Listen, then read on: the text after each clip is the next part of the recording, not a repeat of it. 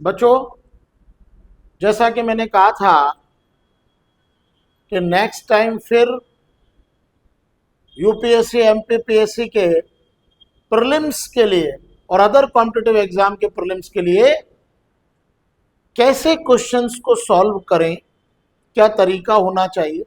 मैंने कहा था लगभग मैं 10 क्वेश्चंस आपको हर बार जब भी मिलेंगे मैं सॉल्व करवाऊंगा और साथ में आपको पूरा एक्सप्लेन करूंगा। उसी क्रम में आज फिर कुछ क्वेश्चंस अपन यहाँ देखते हैं जो UPSC MPPSC other competitive exam के लिए वेरी इंपॉर्टेंट है।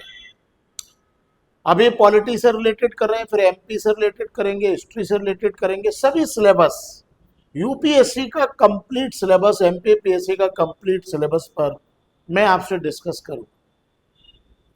यहां अगर हम देखें तो देखिए, राष्ट्रपति के निर्वाचन में राज्य का मुख्यमंत्री मतदान करने के लिए पात्र नहीं होता। ये state chief minister is not eligible to vote in the election of the president if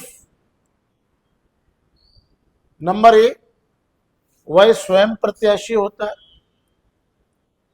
number दो, उसे राज्य विधानमंडल के निचले सदन में अपना बहुमत सिद्ध करना शेष हो। They have yet to prove their majority in the lower house of the state legislature, अर्थात अभी उसने अपना बहुमत सिद्ध नहीं किया है लोअर हाउस में। सी, इसमें वह राज्य विधानमंडल में उच्च सदन का सदस्य हो। They are a member of the upper house of the state legislature, अर्थात तो विधान परिषद। उच्च सदन means Vidhan Parishad, council of state legislature. तो स्वाभाविक है कि इसमें सी और डी की अगर अपन बात करें तो यहां देखिए, वह राज्य विधानमंडल में निम्न सदन का सदस्य हो।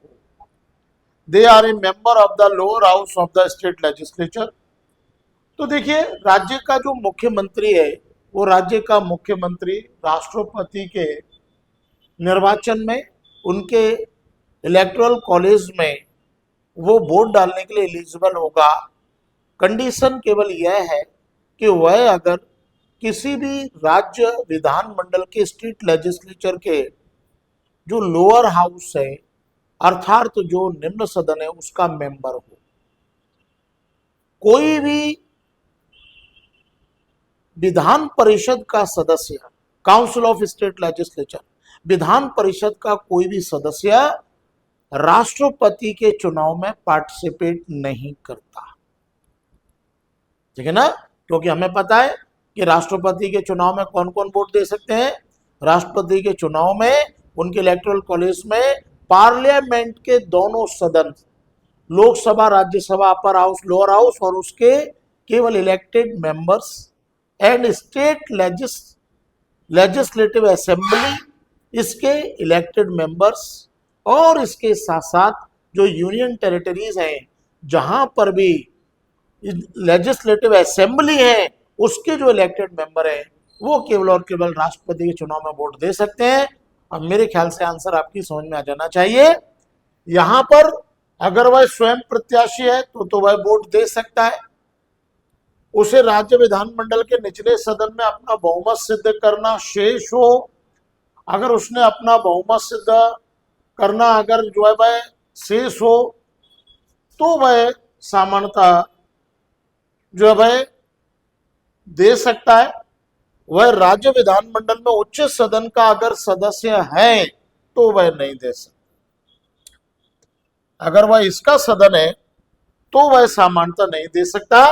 अर्थात अगर वह राज्य विधानमंडल का उच्च सदन का सदस्य, तो मैंने आपको पहले ही बताया कि विधान परिषद का कोई भी मेंबर राष्ट्रपति के निर्वाचन में वोट नहीं कर सकता। इसलिए इस क्वेश्चन का जो आंसर है वो सामान्यतः कौन सा है, सी। क्लियर। अब देखिए, एक इसमें एक और प्रश्न आ गया, question number 2, very important question है और कई बार ये पूछा गया, यूपीएससी में आता है, अदर में आता है। भारतीय संविधान के अनुसार भारत के राष्ट्रपति का यह कर्तव्य है कि वह निम्नलिखित में से किसको संसद के पटल पर रखवाए? मतलब किन की सिफारिशों को भारत के राष्ट्रपति संसद में प्रस्तुत करवाते हैं, ये इस प्रश्न का सार है। According to the constitution of India, it is the duty of the president of India in cause which of the following to laid before parliament. इसमें नंबर 1 है संघ वित्त आयोग की सिफारिशों को, recommendation of the union finance commission. Number 2 है लोक लेखा समिति अर्थात PAC, public account committee. Third one report of controller and auditor general, नियंत्रक महालेखा परीक्षक के प्रतिवेदन को। और 4 है राष्ट्रीय अनुसूचित जाति आयोग के प्रतिवेदन को, report of the national commission of scheduled caste. इसमें अगर हम थोड़ा सा ऊपर की तरफ चलें और इसके अगर हम यहां पर विकल्पों को देखते हैं तो आप इसमें अभी देख रहे हैं करेक्ट आंसर अपने को इनमें से चूज करना है। तो देखिए भारत का राष्ट्रपति, तो भारत का राष्ट्रपति वित्त आयोग की जो सिफारिश हैं उन वित्त आयोग की सिफारिशों को तो रखवाएगा ही। आर्टिकल 280 के तहत जो है वित्त आयोग का गठन भारत का राष्ट्रपति करता है, तो इसकी सिफारिशों को रखवाएगा। दूसरा नियंत्रक महालेखा परीक्षक सीएजी, तो सीएजी अपनी जो रिपोर्ट है वो भारत के राष्ट्रपति को ही देता है और भारत का राष्ट्रपति उसको जो है भाई पार्लियामेंट में रखवाएगा, ठीक है ना। इसमें चौथी जो बात है, तीसरी राष्ट्रीय, तो अनुसूचित जाति जनजाति आयोग के जो मेंबर्स हैं उनका जो गठन है पूरा वो राष्ट्रपति करता है, इसलिए इनकी जो रिपोर्ट है उसको भी पार्लियामेंट में रखवाएगा। लोक लेखा समिति की अगर अपन बात करते हैं, ये पब्लिक अकाउंट कमेटी पीएसी, ये बेसिकली लोकसभा की समिति है, ये संसद की समिति है, संयुक्त समिति है लोकसभा राज्यसभा की। और स्वाभाविक है कि लोकसभा की समिति अपना जो रिपोर्ट है, प्रतिवेदन है, वो डायरेक्ट पार्लियामेंट में स्पीकर को ही देती है। इसलिए यहाँ पर लोक लेखा समिति में राष्ट्रपति का कोई रोल नहीं है, कोई भूमिका नहीं है। इसलिए इसका जो राइट आंसर होना चाहिए वह इसमें कहा है कि भारतीय संविधान के अनुसार भारत के राष्ट्रपति करते हुए निम्न से किसको संसद के पटल पर रखवाएंगे। तो देखिए आपके अकॉर्डिंग 1, 2, 3, तो इसका जो आंसर है वो इसमें 1 और 3 और 4, तो 1, 3, 4 मतलब सी आंसर होगा और लोक लेखा समिति इसमें नहीं होगी। क्लियर बात हो गई, ठीक है। इन पर निम्नलिखित में से कौन सा संवैधानिक विशेषाधिकार राष्ट्रपति का नहीं है? Which of the following not a constitutional privilege of the president? Number 1 साधारण बिल को पुनर्विचार हेतु लौटाना है ना, returning an ordinary bill for reconsideration. Number B है इसमें वित्तीय बिल को पुनर्विचार हेतु लौटाना। नंबर सी लोकसभा को भंग करना, डिसॉल्व द लोकसभा। और नंबर डी प्रधानमंत्री की नियुक्ति करना, अपॉइंटिंग द प्राइम मिनिस्टर्स। तो देखिए संवैधानिक विशेषाधिकार की बात यहाँ पर की गई है, काय की बात की गई है? संवैधानिक विशेषाधिकार अर्थात कॉन्स्टिट्यूशनल प्रिविलेज कौन से हैं? तो देखिए भारत का जो राष्ट्रपति है वो आर्टिकल, अगर अपन 111 की बात करें तो आर्टिकल 111 के तहत भारत के राष्ट्रपति को वीटो पावर प्राप्त है और भारत का राष्ट्रपति किसी भी साधारण बिल को पुनर्विचार के लिए लौटा सकता है, ठीक है। अब बात आती है कि साधारण बिल को पुनर्विचार के लिए लौटा सकता है, तो ये वाली बात तो बिल्कुल सही है, लौटा सकता है भाई, ठीक है। दूसरी बात ये कि वित्तीय बिल को पुनर्विचार के लिए लौटा सकता है। तो देखिए जो मनी बिल है उस मनी बिल को अर्थात जो धन विधेयक है उस धन विधेयक को भारत का जो राष्ट्रपति है वो उसको पुनर्विचार के लिए नहीं लौटा सकता। भारत के राष्ट्रपति को मनी बिल पर सिग्नेचर करना ही पड़ेंगे। इसलिए इसमें ये संवैधानिक राइट्स जो है प्रेसिडेंट का नहीं है।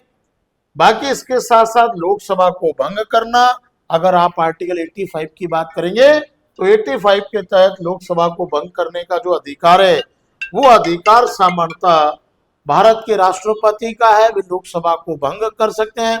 और इसके साथ साथ प्रधानमंत्री की नियुक्ति की अगर हम बात करें तो आर्टिकल 75(1) प्रधानमंत्री की नियुक्ति भारत के राष्ट्रपति करते हैं और उनकी सलाह पर भारत के राष्ट्रपति मंत्री परिषद के सदस्यों की नियुक्ति करते हैं।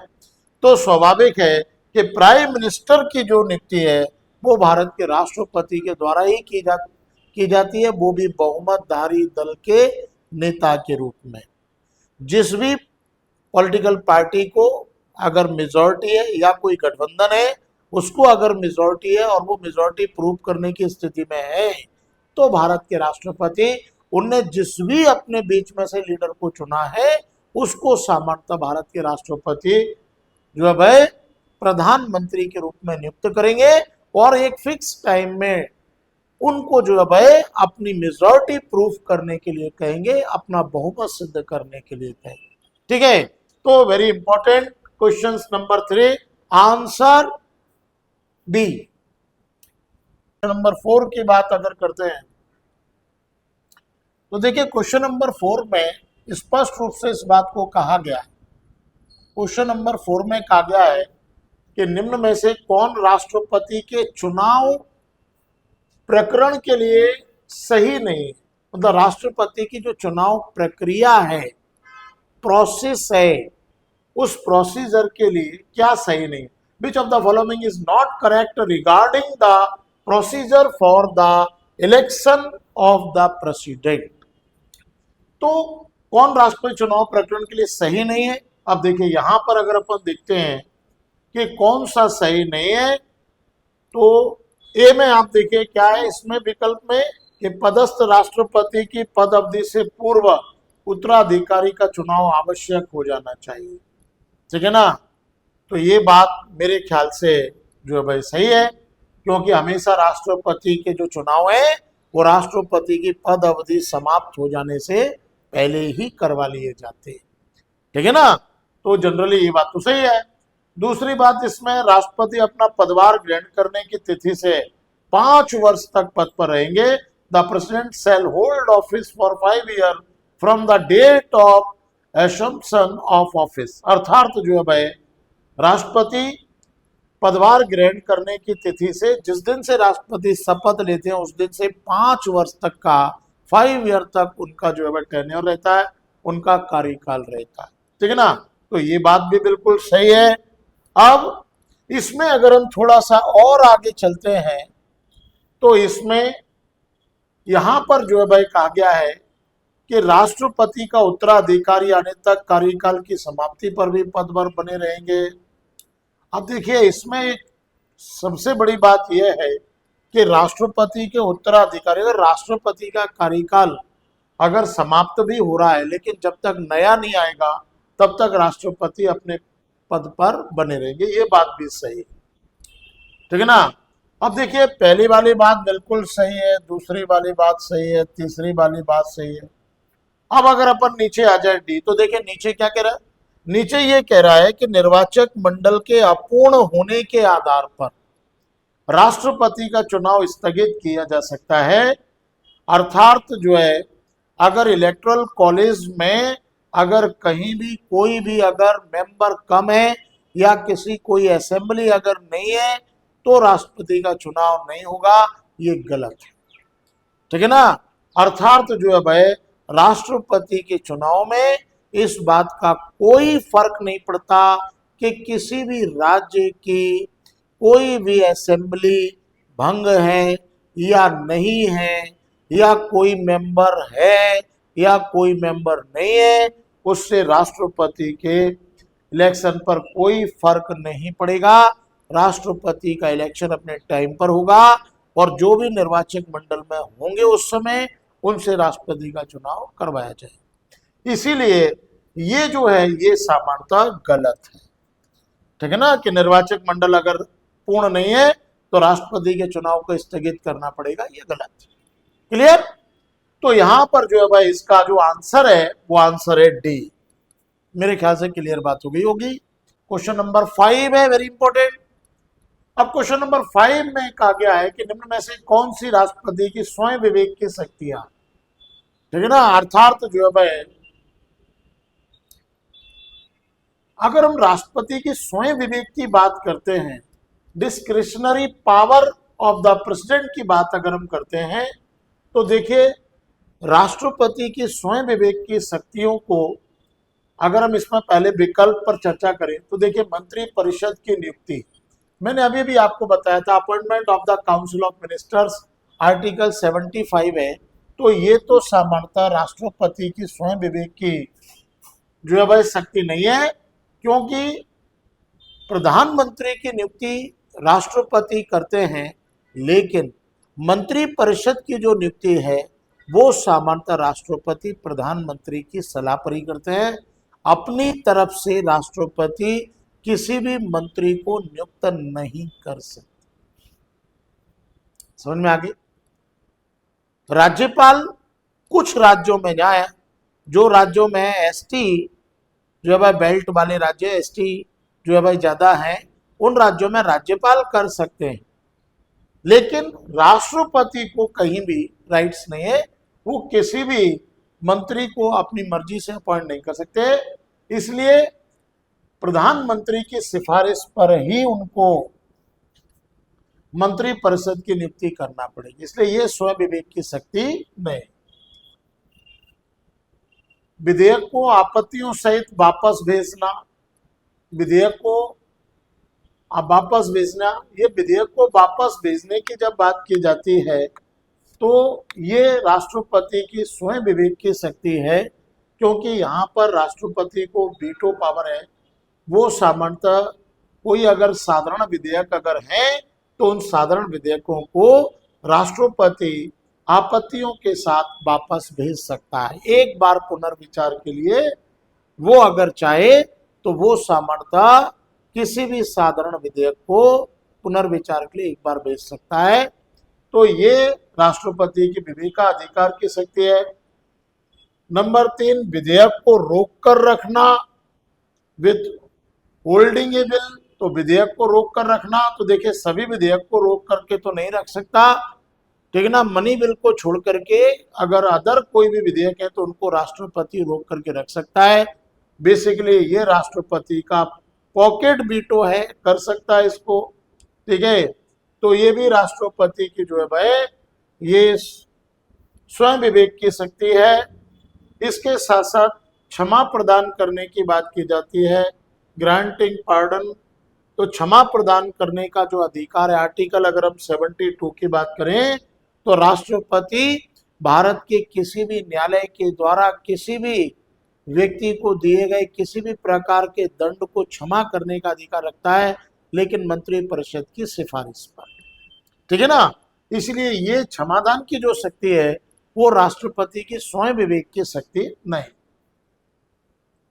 संयुक्त अधिवेशन की अधिसूचना जारी करना, ठीक है ना, issuing notification for a joint session. देखिए ज्वाइंट सेशन के लिए अगर प्रधानमंत्री राष्ट्रपति से कहते हैं तब सामान्यतः राष्ट्रपति आर्टिकल 108 के तहत ज्वाइंट सेशन बुलाएंगे, ठीक है ना, जिसकी सामान्यतः अध्यक्षता कौन करेंगे? स्पीकर, लोकसभा अध्यक्ष। तो ये भी राष्ट्रपति का क्षमादान की शक्ति नहीं है ना। यहाँ भी पीएम के सिफारिश पर ही वह संयुक्त अधिवेशन बुला सकते हैं। संसद को संदेश भेजना, अर्थात कोई भी मैसेज जो राष्ट्रपति हैं वह पार्लियामेंट के किसी भी सदन को भेज सकते हैं। ये जो सामान्यतः पावर है वह राष्ट्रपति की पावर है, राष्ट्रपति की शक्ति है, ठीक है ना। 86 के तहत राष्ट्रपति संसद के किसी भी सदन में अपना संदेश भेज सकते हैं, ठीक है ना। तो स्वाभाविक है कि राष्ट्रपति को ये स्वयं विवेक की शक्ति है, राष्ट्रपति इसको भेज सकते हैं। और जहां तक अगले विकल्प की बात की जाती है, न्यायाधीशों की नियुक्ति, अपॉइंटमेंट ऑफ जजेस, न्यायाधीशों की नियुक्ति अब सामान्यतः जो है भाई कॉलेजियम सिस्टम में प्रणाली है, और बेसिकली वैसे भी प्रधानमंत्री की सिफारिश पर ही राष्ट्रपति न्यायाधीशों की नियुक्ति करते हैं। अब कॉलेजियम सिस्टम के आधार पर राष्ट्रपति न्यायाधीशों की नियुक्ति करते हैं, ये भी उनके स्वयं विवेक के अधिकार की शक्ति नहीं।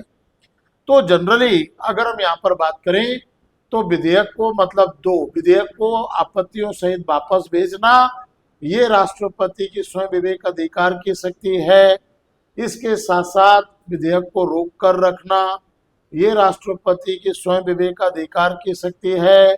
और इसके साथ साथ जो है संसद को संदेश भेजना, तो यहाँ पर जो इसका राइट आंसर है वो है डी, है ना, अर्थात 2, 3 और जो है भाई ये 6, संसद को संदेश भेजना, ठीक है ना, सेंडिंग मैसेज टू पार्लियामेंट।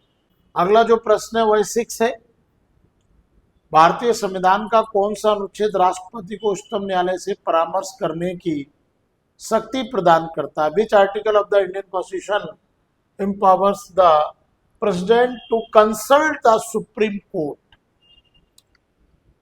देखिए, अब जब बात की जाती है कि भारत के राष्ट्रपति उच्चतम न्यायालय से परामर्श करने की शक्ति, consulting power of the president, तो देखिए आर्टिकल 129, आर्टिकल 129 तो है ही नहीं, आर्टिकल 132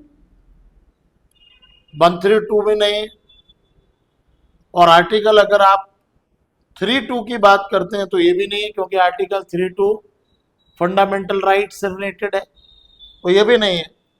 इसमें राइट आंसर है आर्टिकल 143, राइट आंसर है आर्टिकल 143, अर्थात आर्टिकल 143 के तहत भारत का जो राष्ट्रपति है वो ऐसे कोई भी विषय पर जो लोक महत्व का विषय, पब्लिक वेलफेयर का कोई भी, और जो लॉ से रिलेटेड है, अर्थात काय से रिलेटेड है, लॉ से, कानून से अगर रिलेटेड कोई जन कल्याण का विषय है, उस पर भारत के राष्ट्रपति सुप्रीम कोर्ट से कोई भी कंसल्ट कर सकते हैं, एडवाइस ले सकते हैं।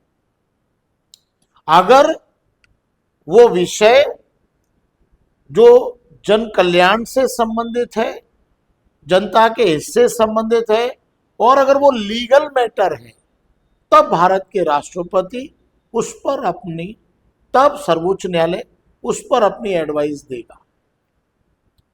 लेकिन अगर वो उसमें अगर कोई लीगल प्रश्न ही नहीं, तो फिर सर्वोच्च न्यायालय उस पर एडवाइस देने के लिए बाउंडेड नहीं, जैसे बाबरी मस्जिद पर भी नहीं दिया था। लेकिन अगर सार्वजनिक महत्व का ऐसा विषय है जो लॉ से रिलेटेड है, तो फिर सर्वोच्च न्यायालय उस पर अपनी एडवाइस देगा, लेकिन राष्ट्रपति किसी भी कंडीशन में उसको मानने के लिए बाउंडेड नहीं। इस प्रकार से राष्ट्रपति को किसी भी ऐसे विषय पर जो लीगल मैटर है उस पर कंसल्ट करने के लिए ये आर्टिकल 143 अर्थात इसमें आंसर सी, ये सामान्यतः राष्ट्रपति को राइट्स देता है। क्लियर? तो इसका आंसर है सी, आर्टिकल 143। क्लियर? जब प्रश्न की बात की जाती है तो इसमें वेरी इंपॉर्टेंट क्वेश्चन है ना, कि भारतीय संविधान के निम्नलिखित में से किस एक संशोधन द्वारा राष्ट्रपति को कोई भी मामला मंत्री परिषद द्वारा पुनर्विचार किए जाने के लिए वापस भेजने का अधिकार दिया गया है? अब देखिए, which one of the following amendments to the Indian Constitution granted the President the power to refer any matter back to the Council of Ministers for reconsideration, अर्थात तो पुनर्विचार के लिए भेजना। तो देखिए, हमने पढ़ा है कि भारतीय संविधान में सबसे ज्यादा जो संशोधन हुए, अमेंडमेंट हुए, वो सामान्यतः 42nd अमेंडमेंट 42वें संविधान संशोधन द्वारा किए गए। इसीलिए 42वें संविधान संशोधन को मिनी कॉन्स्टिट्यूशन भी कहते हैं, लघु संविधान भी कहते हैं। स्वाभाविक है कि 42वें संविधान संशोधन के द्वारा यहां पर राष्ट्रपति को यह अधिकार दिया गया कि राष्ट्रपति मंत्री परिषद द्वारा पुनर्विचार किए जाने के लिए किसी भी सिफारिश को एक बार वापस भेज सकते हैं, लेकिन अगर वो सिफारिश उसी रूप में दोबारा से अगर पारित होकर के आती है, पास होकर के आती है, तो राष्ट्रपति को फिर उस पर उसे मानना पड़ेगा, सिग्नेचर करना पड़ेंगे, फिर उसको वे वीटो नहीं कर सकते। ठीक है, तो जनरली इस प्रश्न का जो आंसर है वो है सी, 42वां संविधान संशोधन 1976। क्लियर आ जाता है कि भारत की राष्ट्रपति की शक्तियों के बारे में निम्नलिखित में से कौन सा एक सही नहीं है, कौन सा एक सही नहीं है। अब देख लीजिए, which one of the following is not correct regarding the powers of the president of India. Number 1, राष्ट्रपति को सर्वोच्च न्यायालय के परामर्श को स्वीकार करना चाहिए। The president must accept the advice of the supreme court. राष्ट्रपति को सर्वोच्च न्यायालय के परामर्श को स्वीकार करना चाहिए। नंबर 2, इसमें आपातकालीन शक्तियां, इमरजेंसी पावर्स। नंबर 3, राज्यों में राष्ट्रपति शासन को आगे बढ़ाने की शक्ति। नंबर 4, राष्ट्रपति सर्वोच्च न्यायालय के परामर्श को स्वीकार अथवा अस्वीकार कर सकता है। तो जनरली यहां राष्ट्रपति की अगर हम पावर्स के बारे में बात करें तो राष्ट्रपति को सर्वोच्च न्यायालय के परामर्श को स्वीकार करना चाहिए। मैंने अभी इससे पिछले वाले प्रश्न में ही आपको बताया था कि सुप्रीम कोर्ट की किसी भी एडवाइस को मानने के लिए राष्ट्रपति बाउंडेड नहीं, इसलिए राष्ट्रपति को सर्वोच्च न्यायालय के परामर्श को स्वीकार करना चाहिए। यह शक्ति राष्ट्रपति की नहीं। इमरजेंसी पावर्स राष्ट्रपति की शक्ति है, अर्थात आर्टिकल 352, आर्टिकल 356, 360 भारत के राष्ट्रपति को इमरजेंसी पावर्स दी गई है, ये राष्ट्रपति की शक्ति है। राज्यों में राष्ट्रपति शासन को आगे बढ़ाने की शक्ति। अब देखिए, राज्यों में राष्ट्रपति जो शासन है उस राष्ट्रपति शासन को लगाने की, ठीक है ना, शक्ति भारत के राष्ट्रपति को है। स्वाभाविक है कि यह सामर्थ्य भारत के राष्ट्रपति की शक्ति है। और इसके साथ साथ अगर हम आगे की बात करते हैं डी की, तो इसमें लिखा है राष्ट्रपति सर्वोच्च न्यायालय के परामर्श को स्वीकार अथवा अस्वीकार कर सकते हैं, ये राष्ट्रपति की शक्ति है, ये राष्ट्रपति की पावर है। तो स्वाभाविक है कि राष्ट्रपति की निम्नलिखित में से कौन एक सही, शक्ति में से कौन एक सही नहीं है, कि पहली वाली सही नहीं है कि राष्ट्रपति सर्वोच्च न्यायालय के परामर्श को स्वीकार करने के लिए बाध्य है, ये गलत। ठीक है, क्वेश्चन नंबर 9 वेरी इंपॉर्टेंट है। आप देख सकते हैं कि निम्नलिखित में से किनकी नियुक्ति भारत के राष्ट्रपति द्वारा की जाती है। निम्नलिखित में से किनकी नियुक्ति भारत के राष्ट्रपति द्वारा की जाती है। इसमें अगर हम देखें, नंबर 1, वित्त आयोग के अध्यक्ष, chairman of the finance commission. Number 2, योजना आयोग के उपाध्यक्ष, deputy chairman of the planning commission. Number 3, संघ राज्य क्षेत्र का मुख्यमंत्री, chief minister of A union territories. अब देख लीजिए, नीचे दिए हुए कोटों में से सही उत्तर का चयन कीजिए कि निम्नलिखित में से किनकी नियुक्ति भारत के राष्ट्रपति द्वारा की जाती है। तो देखिए, वित्त आयोग के अध्यक्ष की जो नियुक्ति है वो वित्त आयोग के अध्यक्ष की नियुक्ति भारत के राष्ट्रपति के द्वारा की जाती है। ठीक है ना, आर्टिकल 280 के तहत वित्त आयोग के अध्यक्ष और सदस्यों की नियुक्ति भारत का राष्ट्रपति करेगा।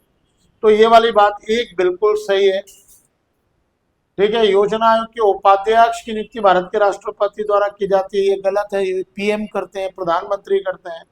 और तीसरा है कि संघ राज्य क्षेत्र का मुख्यमंत्री, chief minister of A union territories. तो देखिए, संघ राज्य क्षेत्र का जो मुख्यमंत्री आर्टिकल 239 AA5 के अकॉर्डिंग यूनियन टेरिटरीज का जो सामर्थ्य मुख्यमंत्री है, बेसिकली उसकी जो नियुक्ति है वह भारत के राष्ट्रपति के द्वारा की जाती है। इसलिए इसमें राइट आंसर है अर्थात सी के 1 और 3 ये बिल्कुल करेक्ट है, ये सही, ठीक है ना। बात करते हैं तो अगला प्रश्न 10 वेरी इंपॉर्टेंट क्वेश्चन है कि एक सांसद अथवा विधानसभा का सदस्य राष्ट्रपति निर्वाचित हो सकता है, परंतु कोई भी member of parliament a member of parliament और a state legislature can be elected a president, but एक सांसद अथवा विधानसभा का सदस्य राष्ट्रपति निर्वाचित हो सकता है, बिल्कुल हो सकता है। पहला, चुनाव लड़ने से पूर्व उसे अपनी सदस्यता से त्यागपत्र देना होगा। चुनाव लड़ने से पूर्व उसे अपनी सदस्यता से त्यागपत्र देना होगा, ये बात सही नहीं, ठीक है ना। वो अपने सदस्य बने रहकर भी चुनाव लड़ सकता है, लेकिन जैसे ही वो चुनाव जीत जाएगा तो फिर उसको त्यागपत्र देना पड़ेगा, ठीक है। तो इसलिए पहला वाला जो है कि चुनाव लड़ने से पूर्व भी उसको जो है वह रिजाइन करना पड़ेगा, ये तो गलत है। दूसरा, अपने निर्वाचन से 6 माह के अंदर अपनी सदस्यता छोड़ना होगी, अपने निर्वाचन से 6 माह के अंदर अपनी सदस्यता छोड़ना होगी, ठीक है ना। नंबर सी, निर्वाचित होने के तुरंत उपरांत अपनी सदस्यता छोड़ना होगी। और नंबर डी, एक सांसद चुनाव लड़ सकता है परंतु विधानसभा का सदस्य नहीं, है ना। तो इसमें देखिए, अगर एक सांसद अथवा विधानसभा का सदस्य राष्ट्रपति निर्वाचित हो सकता है, परंतु उसे निर्वाचित होने के तुरंत बाद अपनी सदस्यता छोड़ना होगी। Answer C, very correct answer, सटीक आंसर इसका है आंसर सी। ये जो अभी क्वेश्चंस मैंने आपसे पॉलिटी पर डिस्कस किए, देखिए ज्यादातर क्वेश्चंस यूपीएससी या अदर किसी ना किसी एग्जाम में पूछे गए हैं, तो स्वाभाविक है कि, और कई क्वेश्चंस ऐसे भी हैं जो मेरे स्वयं के द्वारा बनाए गए हैं। तो आप अगर यहाँ पर इस तरीके से क्वेश्चंस को, टॉपिक को पूरा पढ़ करके उनके क्वेश्चंस निकाल करके प्रैक्टिस कर सकते हैं, और विभिन्न जो है वह प्रतियोगी परीक्षाओं में पूछे गए क्वेश्चंस के आंसर भी आप लगा करके बहुत अच्छी प्रैक्टिस कर सकते हैं। और अगर आप मेरे साथ एक एक प्रश्न को बहुत ही विश्लेषण करने के साथ आंसर चाहते हैं तो आप जुड़े रहिए मेरे इस प्रोग्राम से, मेरे इस चैनल से, और मैं लगातार हर टॉपिक के ऊपर, polity, history, MP, geography, current affair, सब पर आपसे वीक में मिनिमम 3 डेज मैं आपसे लगभग 10 प्रश्न लेकर के और इन सारे टॉपिक पर चर्चा करूंगा। तब तक के लिए धन्यवाद।